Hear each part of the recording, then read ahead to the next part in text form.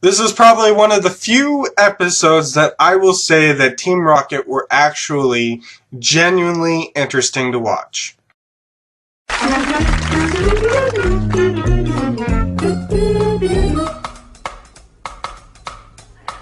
Pokemon! Pokemon! Pokemon!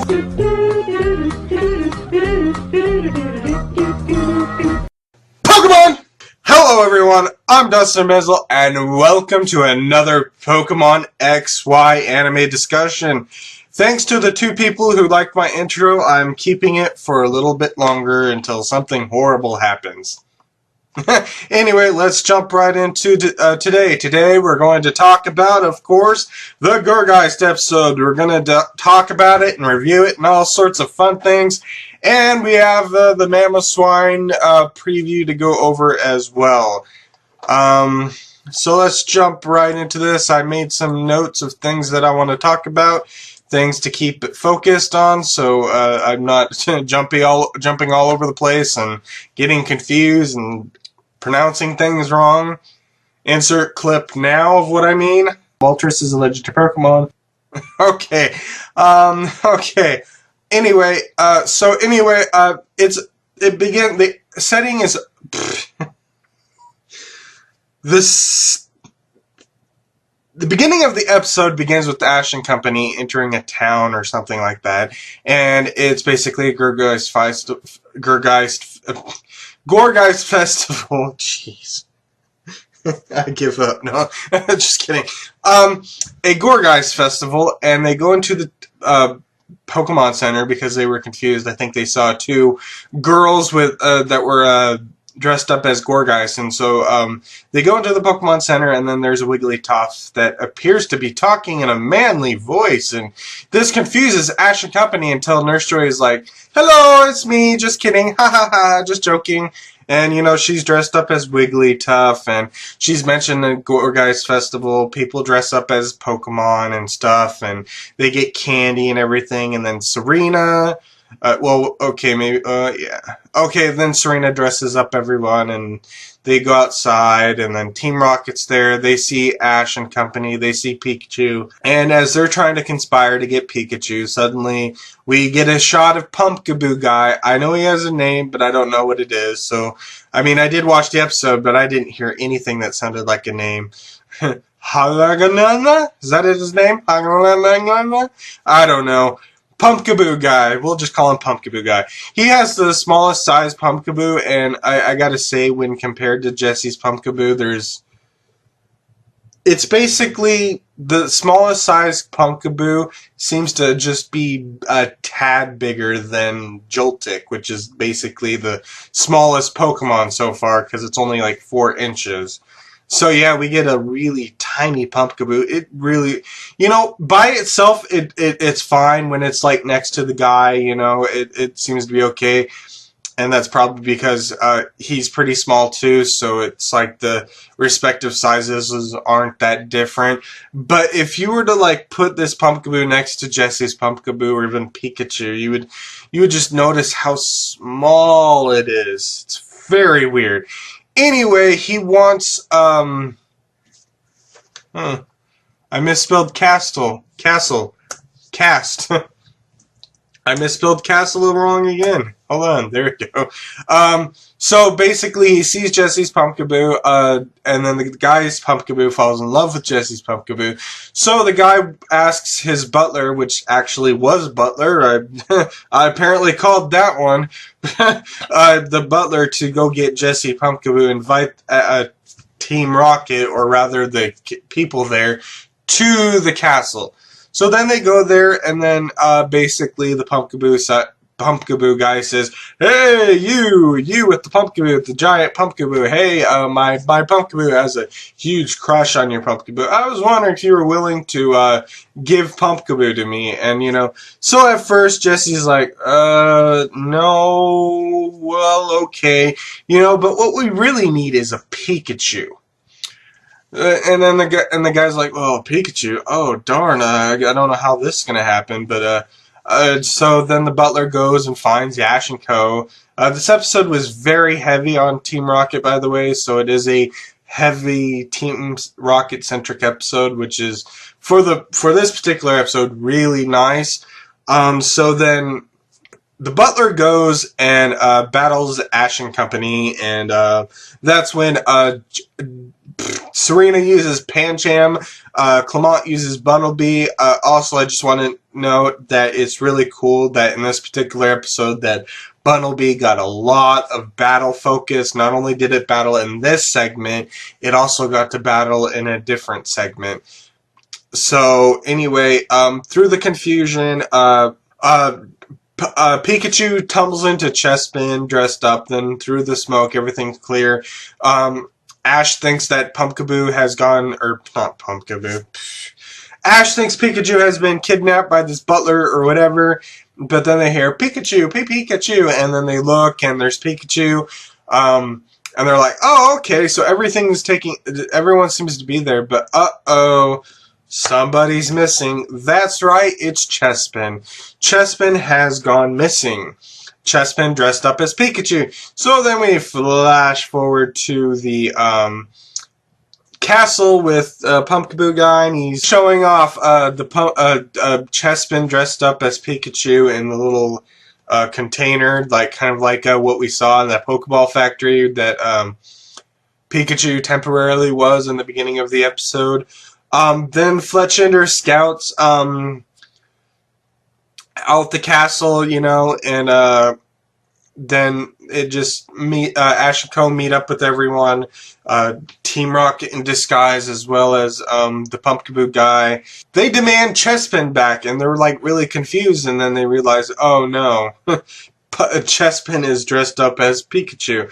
So Team Rocket or Jessie isn't exactly happy about this, but then basically there's like another battle, I think there's another battle with Gourgeist as Clement and everyone, Ash and Clement are trying to get their Pokemon back. Then after the battle, so after the supposed battle, then Pumpkaboo sends a cage on Ash and Co, so they can't really do anything. So then the guy's like, well, sorry we couldn't get Pikachu for you and stuff. So what can we do about this? And then Jessie's like, and then the guy offers a trade, and then Jessie's like, no, I will not get rid of my Pumpkaboo or whatever. And then the guy's like, hey, well, I mean, I understand your feelings, but, you know, hey, I got a Mawile here that can Mega Evolve. And then the moment that Jessie hears Mega Evolution, Mega Shinka, and the Japanese version, that's when Jessie gets really excited and agrees to a trade. And then there's a little fantasy scene of Jessie with a Mawile and then Mega Evolving it. It's pretty interesting. So then Jessie's Pumpkaboo gets really upset, and it's like, basically, it says something. I don't know if this is exactly what was being said, but based on my interpretation of the scene, it was like, fine, you don't want me? Then trade me away. Fine, you know, I don't need you. Basically, Pumpkaboo was like being very upset and bitter, and it was like, okay, fine, I'll be with this guy's Pumpkaboo or whatever. And so the trade happens, and then Pumpkaboo is sent out, and then it evolves into Gourgeist. Get a quick evolution of Gourgeist. Nothing special, nothing spectacular. I don't think this evolution was treated like Ash and Company's evolutions. I don't think it had any like really intense music going along with it. I think it just evolved, I guess. Could be wrong. It's been like about an hour or two since I've seen the episode, so I'm a little hazy on some facts, but anyway, then the Pumpkaboo guy's own Pumpkaboo, now that Jessie's Pumpkaboo has evolved into Gourgeist, is like, rejects Gourgeist. Maybe it's too big, you know, maybe it's not a Pumpkaboo anymore. And then basically Jessie's like, what? Excuse me, that Pumpkaboo, for your information, has taken care of me. When I was sick, you know, it cheered me up, brought me a piece of cake, possibly on my birthday, maybe. I don't know if that was a birthday or not. I'm not actually Jessie, if you were confused there for a moment. You know, how dare you insult my Gourgeist, basically, or my Pumpkaboo, just because it evolved into Gourgeist? So then Gourgeist is happy and they hug, and then there's another trade. So then Jessie sends out Gourgeist and everything. Meanwhile, at this particular point, Clement is using his APOM arm to configure the cage so they can be let out. So anyway, Gourgeist and Jessie are reunited. So they take the Pikachu the Chespin dressed up as Pikachu, and they get ready to go. But then they run into Ash and company, who have escaped from the cage, and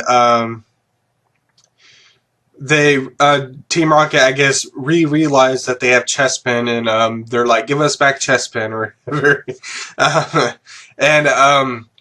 So then there's another battle. Gourgeist uses attacks. I didn't think this was going to be an Team Rocket antagonistic type episode. I thought this was going to be Jessie trying to rescue her Pumpkaboo in some fashion or another. My speculation was way off.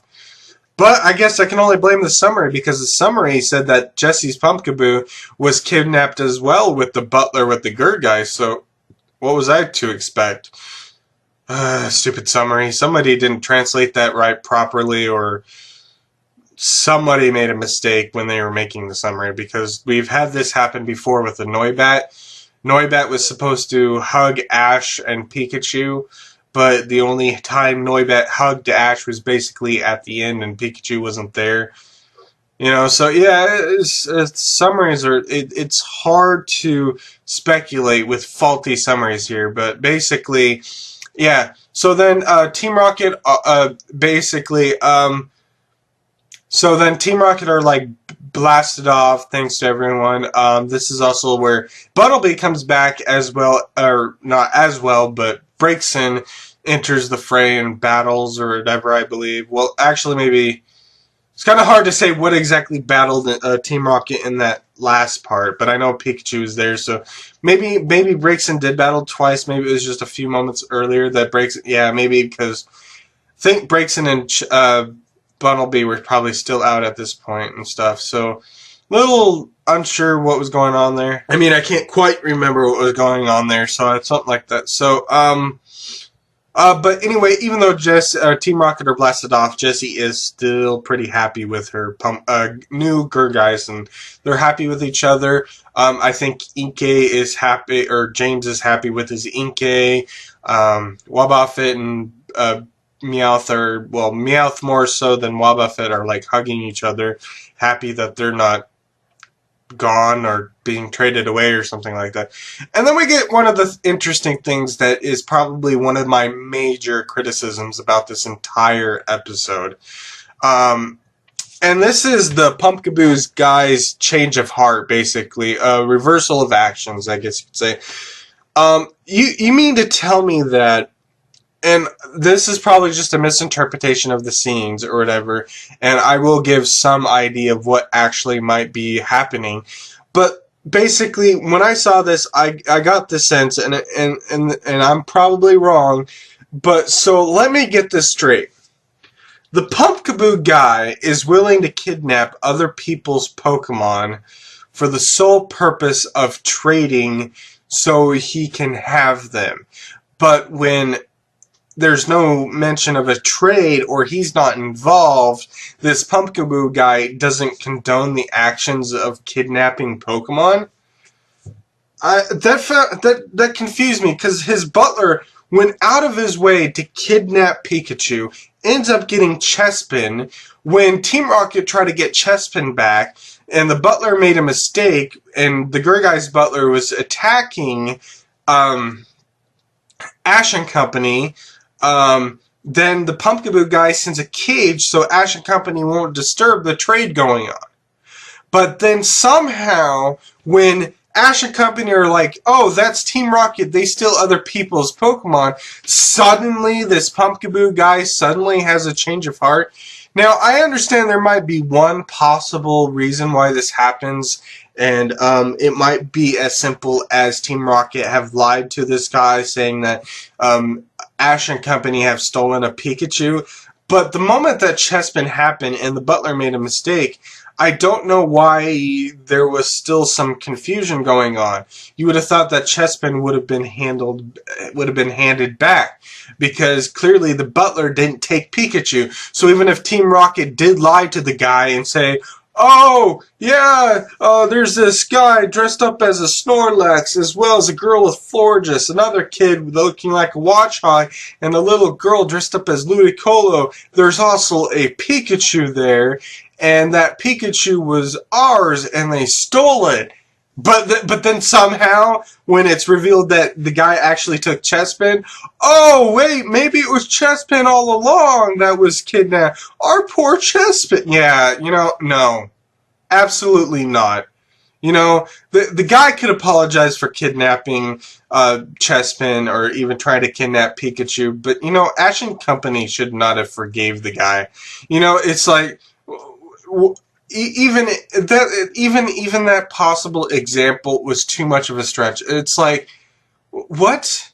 So somehow you have a problem with a group stealing other people's Pokemon, but you have no problem kidnapping other Pokemon and use them for your own purposes of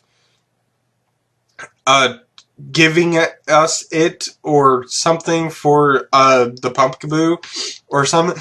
Like I said, I don't know, but I think it's just too much of a stretch, especially with that Chespin mix-up. I would be fine with Pikachu actually being the one being kidnapped, and all of this happens, and basically Team Rocket lied to the guy. But the whole Chespin mix-up, yeah, I'm not buying that Team Rocket were like, "Oh, Chespin! Oh, that's right! They took Chespin. They took our little Chespin." No, come on. That's like insulting to the viewers. Come on. I mean, I don't care how I know I wasn't very convincing. Obviously, if I did that, then no one would believe me, and I'm sure Team Rocket were more convincing. But the point is, I don't understand that little point.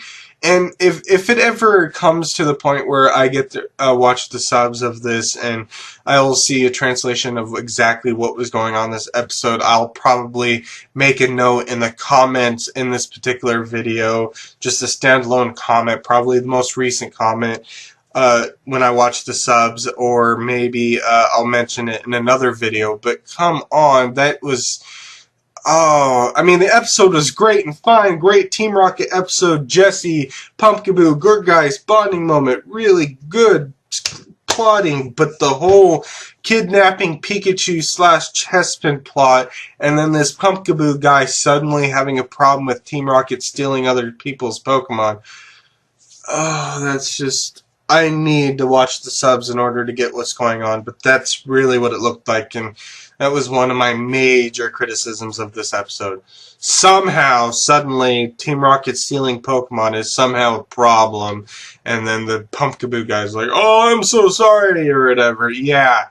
No, you're just sorry that you don't get to keep your stupid Pumpkaboo that you wanted for the Mawile, and you had to trade back.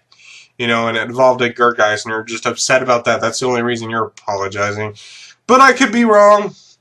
Maybe I misunderstood what was going on, but yeah, basically, yeah, not...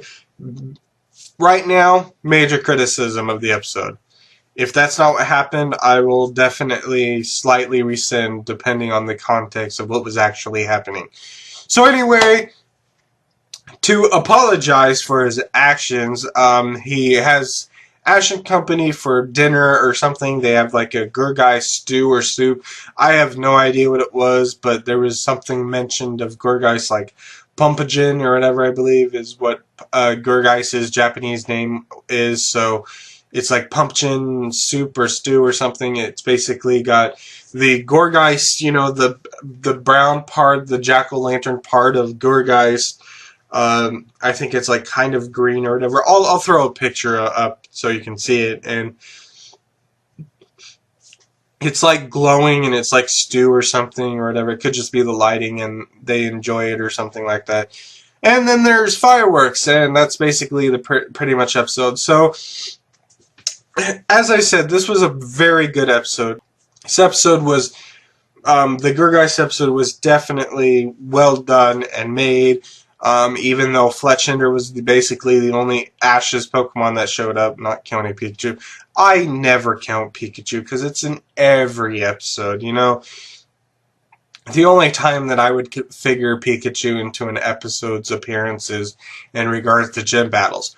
Oh yeah, Pikachu wasn't in that battle. Yeah, that's a shame, I guess. You know, but Fletchinder only showing up is not really that interesting and stuff, so... but anyway, it was a good episode outside of that criticism. It's a little tentative, and it's not a permanent. It's a temporary criticism of the episodes until I can know what's exactly happening during that scene. But that's just, he was willing to kidnap other people's Pokemon for trade purposes or to get Pokemon or something of that nature. Was willing to not give back Chespin to the group even after the mistake of Pikachu, regardless if Team Rocket lied their butts off or something. I don't really care. Right now, worst thing that could happen in this particular episode. That probably was it. I mean, this isn't like Team Rocket tricking Grumpig into doing its own bidding and then realizing that everything was wrong because Grumpig actually thought Team Rocket actually cared about it. This is an entirely different circumstances of someone being a jerk, basically. I want to say a different word, but I don't think that would be appropriate. But yeah, jerk, basically. Going out of his way, having his butler kidnap other, you know, whatever. But I'll let that slide. I'll let that slide for now. Anyway, let's talk a little bit about the Mamoswine episode a little bit. We'll talk about the trailer and some information. So one thing I want to know is Noibat will be in this episode. We got voice VA list the other day or whatever, and like I said in my previous video, I was going to wait until I was going to actually wait till the Get TV preview, but then I realized, I'll just say now, and if there's anything interesting in the Get TV preview, I'll make a video then. But otherwise, basically, I'm just going to do my speculation, basically my speculation of next week's episode before we get a break. Yay, a break. August 6th, yay. Break, woohoo. Are you happy? No? Okay. Let me make sure it's actually the 6th. Might be the 7th. No, it's the 6th. Okay. Yay, break. Okay, so anyway, Noibat will be in the episode. Unfortunately, don't see it in the preview, which is unfortunate because a lot of people are wondering what its role is in the episode, and I kind of actually have to agree. I mean, I would have loved to see Noibat in the Gourgeist episode scouting for Team Rocket and having Fletchinder be in this particular episode instead. But if potentially Noibat has a big role in this particular episode in some fashion or another, maybe Ash uses Noibat to train maybe in the very, very beginning of the episode or whatever. Well, I'll get there in a moment. Let me just tell you what the preview is so far. So anyway, the preview basically starts with Bonnie hugging Clement, and I really think that was a really nice moment, and it was very enjoyable. Someone in the forums for this particular episode were upset that Serena and Bonnie weren't traveling together on a Mamoswine, and I'm like, why? I mean, Bonnie and Clement are siblings. Of course they would ride with each other. You know, it'd be kind of weird to have Bonnie riding with Ash or Clement riding with Serena or whatever, and you know, and we all know why Serena's riding with or traveling together with Ash on the same Mamoswine and stuff. So I just can't imagine why anyone would want Serena and Bonnie to be riding on a Mamoswine together. I can't imagine how it would be for Ash and Clement to be riding on a Mamoswine together. Because I just don't think it. It might have happened before, but I don't think the anime producers want something where Clement gets scared or something and wraps his arms around Ash, kind of like when you're riding a motorcycle, how you wrap your arms around the driver or whatever, just to for more stable purposes. So it would explain that's why Ash and Serena are together and Clement and Bonnie, because it makes more sense. But I don't have any problem with Serena and Bonnie bonding with each other and stuff, but I just don't think the Mamoswine is the way to go. The Mamoswine moments, I just don't think is the way to go. You know, especially since Clement is there. If this was, if Clement was still at Lumio City training for his gym battle with Ash and this episode happened, that would make sense. Then I would be okay with Serena and Bonnie being together and Ash being all by himself. You know, that would have made sense. But not when Clement is here. So anyway, so then they are basically crossing a hanging bridge or whatever with their Mamoswine, I guess, or not their Mamoswine, but their rented Mamoswine, and then there's a storm. And I think I know what it is. I'm not sure. I can't say for sure, but it's very possible that it's Abomasnow's snow warning ability. You know, the ability to whip up hailstorms and stuff. I think that's what it might be. And it would make sense. But then the scene shifts where Mamoswine are riding along the well, no, the Mamoswine get like a burst of energy somehow, and then they're running, and then Clement's Mamoswine does the same thing, and I don't know if that's crossing the hanging bridge or another scene, but basically that's basically what it is. But yeah, I think that particular one scene where they're on the hanging bridge and there's that hail or that blizzard thing going on at that particular point, I think it's Abomasnow's snow warning ability. I don't know, just some speculation, might potentially be that case. So anyway, then we see Braixen, Chespin, Pikachu taking care of Snover with Abomasnow in the background. Then we see Abomasnow using Wood Hammer. Oh, sorry. If I'm putting up pictures, I really need to space them out. So yeah. Then we see Abomasnow using Wood Hammer. I'll put that one in there. But one thing that I won't put in there is the next shot, which is Ice Punch cladding with Shadow Ball, which is likely Gourgeist. We don't actually see this, but we assume that it's Gourgeist, because if I'm not mistaken, Gourgeist actually has Shadow Ball. Pretty sure. Then again, I could have swore Pumpkaboo had Dark Pulse, so hold on. Is it Inkay that has Shadow Ball? I could have swore Jessie's... Okay, so it has Shadow Ball as well as Dark Pulse, so... What does James Inkay know? Just for clarification purposes. Psybeam. Okay, so that's the only ranged attack it has, basically. That is a Pokemon move. So yeah, it's Gourgeist then. I just got a little confused. I don't even know if Inkay can actually use Shadow Ball, but... You know, whatever.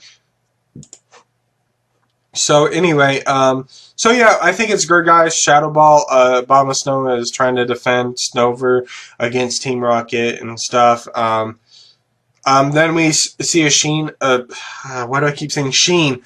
Then we see a scene of Chespin throwing Braixen across some sort of chasm or whatever.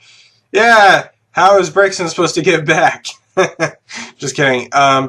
And then it shows like Ash being determined or angry or something, and then it shows Pikachu using Iron Tail. And that's pretty much it. Like I said, I don't know what Noibat's role within the episode is going to be. As I was trying to say before, I think maybe in the very beginning we may, like before the cold opening basically, or no, that would be the cold opening and then the preview.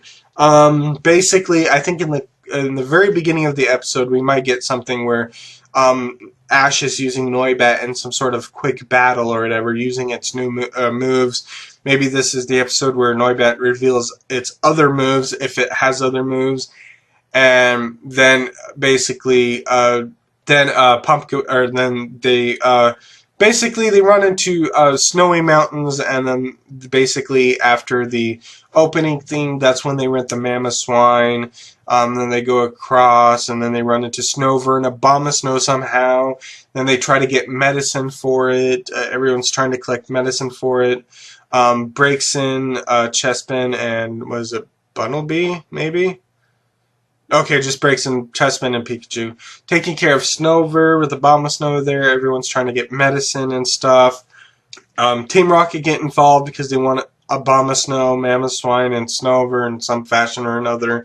Abomasnow gets there, Team Rocket are blasted off, Snover recovers, everyone's happy going their way. And in terms of likely filler, I don't know if Noibat revealing moves would consider this a non-filler, but because it really wouldn't matter, because there are times where Pokemon reveal moves that they didn't reveal before, so I don't know how interesting it is, but nothing's going to evolve, nothing's going to be captured. I don't think there's going to be any major development in this episode, so this will be a really good filler, hopefully. I'm really looking forward to it, I guess. Anyway, so yeah, I'm looking forward to this episode. I'll watch it. I don't know if I'm going to do a review on it unless something really exciting happens. But I'll probably do a mini review. It won't be like a whole episode like this, basically, but it'll probably be like 5 minutes just saying, yeah, that's okay. You know, it'll probably be something like that, and I'll mention some of my top highlights. So anyway, I think this pretty much covers this particular episode. Get ready for another episode discussion of some information that might be coming in regards to Ash and Alon. If you've been watching KG Prestige, you know exactly what episode video discussion that I'm going to be making very soon. So anyway, thank you for watching. I'm Dustin Benzel, and I'll see you in my next video. Goodbye.